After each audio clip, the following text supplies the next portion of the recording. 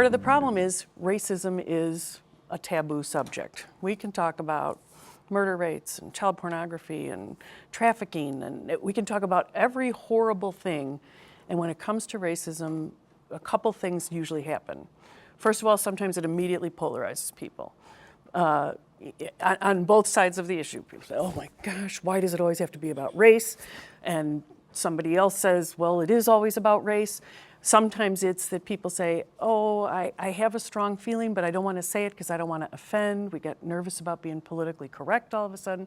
So it becomes something that is very, very hard for people to talk about. For 400 years, African Americans have lacked, lacked what others have had in education.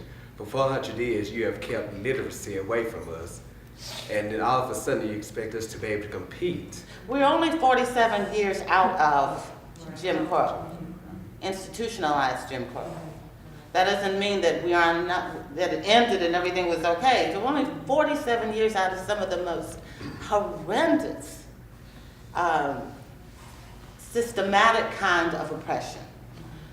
You're right, that's a short period of time to recover and get on to this equal playing field. The cycle is being broken. There are very competent, intelligent African Americans or black people, period, that are competing on a very high level. It's just the problem, the unbalance is that the percentage is low. Yes. But you have a mass of ignorance within our culture that has to be reconditioned. It has to be, unfortunately, weeded out some kind of way. But the bottom line is that it has to be retaught. There has to be a whole different mentality that has to change.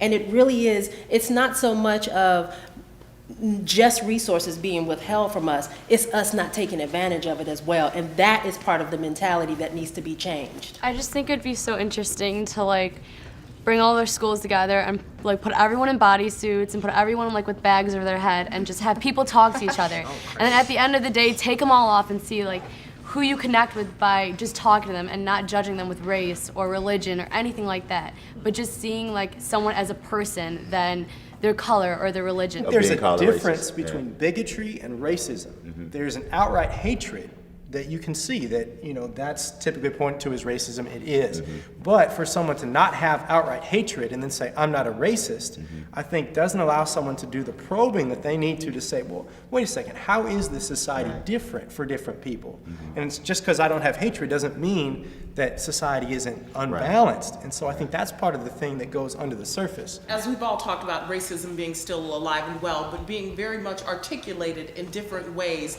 with different generations. So although we're not, facing the water hose that we did during the civil rights movement, there are systematic things that we continue to face today.